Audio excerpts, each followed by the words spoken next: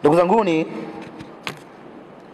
bila shaka kila mmoja alifanya kazi kubwa sana ya kuhakikisha kwamba Simba anatoka robo finali anakwenda nusu finali. Kila mtu ni siri yake, alifanya kitu gani Simba kufika nusu finali. Kila mmoja anajua alifanya kitu gani. Aliyeomba anajua aliomba nini. Aliyesali anajua alisali sala ngapi, alisali raka ngapi. Kila mmoja anajua alichokifanya kuhakikisha kwamba Simba inafika hatua ya nusu finali. Wachezaji wanajua walipambana vipi kuhakikisha kwamba Simba anafika nusu finali. Viongozi wamepambana kwa kiwango gani, wanajua wao kuhakikisha kwamba Simba anafika nusu finali. Benchi la ufundi wanajua walitumia mikakati gani na mbinu gani ya kuipeleka Simba nusu finali. Nusu finali tumefika.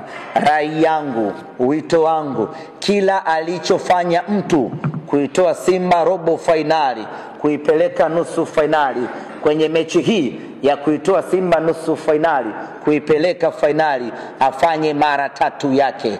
Kama aliomba basi azidishe maombi mara 3 yake. Kama alisali basi azidishe sala mara 3 yake.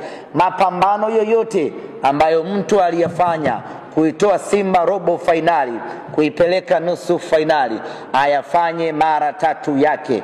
Wachezaji wetu, nguvu waliotumia kwenye robo finali, kwenye mchezo wa nusu finali, watumie nguvu hiyo mara 3 yake. Viongozi wetu, mapambano waliyofanya kuitoa Simba robo finali kuipeleka nusu finali, wafanye mapambano hayo mara 3 yake. Yaani kila mmoja azidishe mara 3 mapambano yake kuhakikisha kwamba Simba Sports Club anakwenda kucheza nusu finali ya kombe la shirikisho Afrika msimu huu.